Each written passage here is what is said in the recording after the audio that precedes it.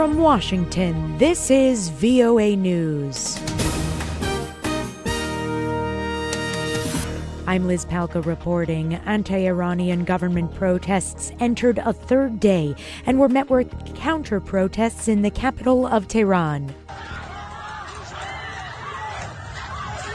The protests occurred as Iranian authorities issued another warning Saturday against illegal gatherings. Protesters say they are fed up with the country's stagnant economy, which includes a 12.4 unemployment rate and rampant inflation.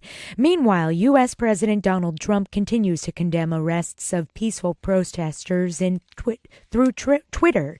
Using excerpts from a speech he delivered to the United Nations General Assembly in September, Trump criticized the Iranian government, charging it has long oppressed the Iranian people.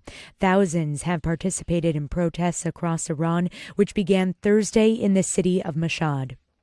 The Democratic Republic of Congo's government has ordered telecommunications providers to cut Internet and SMS service across the country. This is ahead of planned anti-government demonstrations.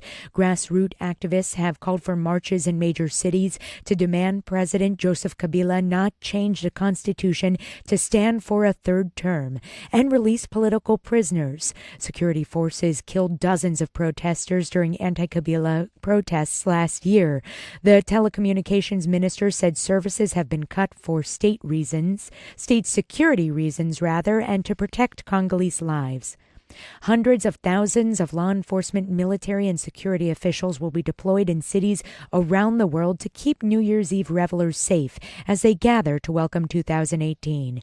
More on this on voanews.com. This is VOA News. 2017 was a deadly, devastating year for natural disasters. Wildfires, volcanoes, mudslides, and hurricanes left towns and cities across the world in dire straits.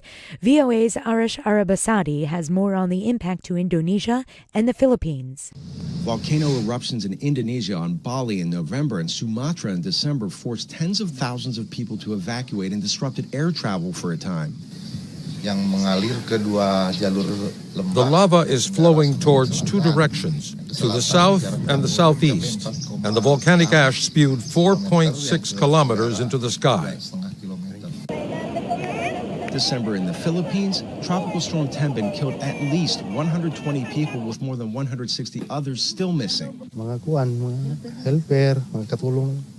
I can't find my servants. My employees, my driver, and their families are all missing. My neighbors disappeared too.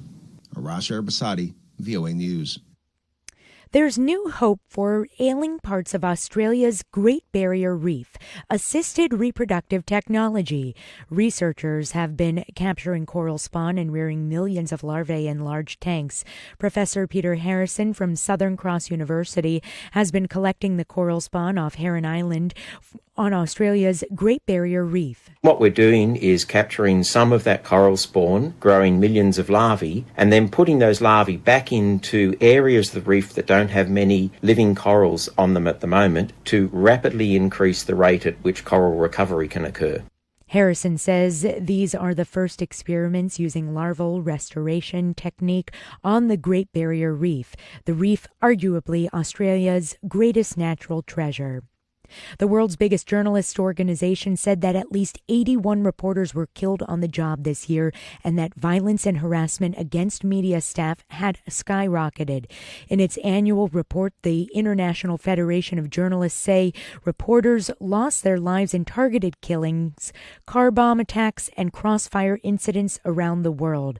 The number of deaths as of late December was the lowest in a decade, down from 93 last year. However, more than 200 journalists remain in jail around the world. We have more than 250 journalists in jail, and two-thirds of these journalists are in Turkey. And it's for this reason it's very important to recall to your public, don't forget Turkey, because it's the most important jail, most important prison in the world. That was Anthony Bellinger of IFJ, who says 160 journalists remain in jail in Turkey. I'm Liz Palka. That's the latest world news from VOA.